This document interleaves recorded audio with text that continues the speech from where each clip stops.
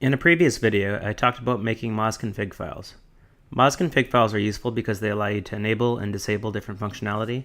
They allow you to even build different products, and they allow you to also set different environment variables which control your build. So in this video, I'm going to walk you through a use case of using two different mozconfig files. One's going to be for release, and the other one's going to be for debug. So what we're going to have is one checked out source code directory, but using two different mozconfig files, which will produce two different builds in two different object directories. So the first thing I'm going to do is create those two mozconfig files.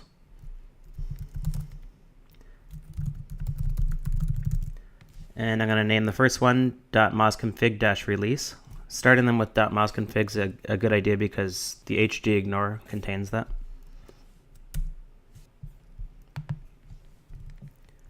Okay, so for the first one, I'm just going to put mk add options moz object directory is equal to at top srcdir / obj -release. And I'm going to save and quit. Oh, I just have a typo over here. Okay, save and quit.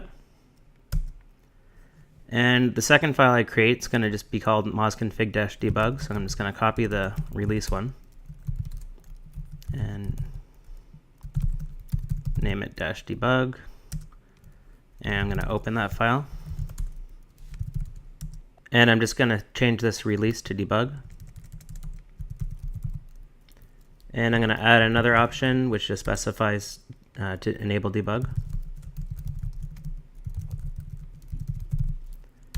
And that's it. So I'm going to save it and quit. And now we have two different mozconfig files, .mozconfig-release and .mozconfig-debug. Now first we're going to select the release mozconfig. So we type export and we set this mozconfig environment variable.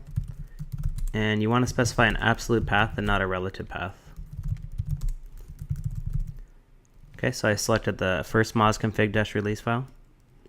I hit enter. And now if I do a mock build, I'm not going to wait for the whole thing, but I'm just going to show you the starting output. Cancel. So you can see it says it found a mozconfig file, and inside Mozilla Central, .mozconfig-release. And that's the one that we wanted it to find. And if we just go list the directories, you can see that there's a obj-release folder now that started to put files inside of it. Now to select the debug one, we're going to do export mozconfig equals C projects Mozilla Central .mozconfig-debug. Hit enter.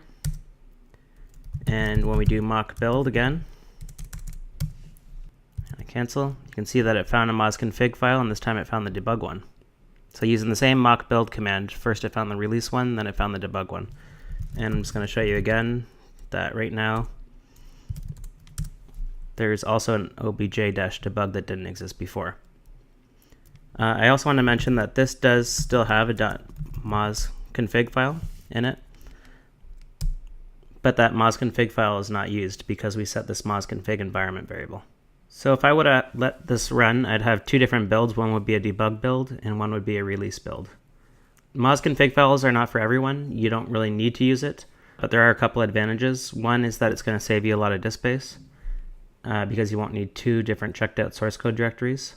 And a second advantage is that you can have one patch queue with two different build environments from the same source code directory. And it's nice to have just one patch queue that you have to manage. Some people may prefer just to clone a second repository and call it, for example, C projects Mozilla Central -debug, and call the other one Mozilla Central -release. And that's perfectly fine if you want to work that way, but this is just an option you can use. And that's all I got for this video.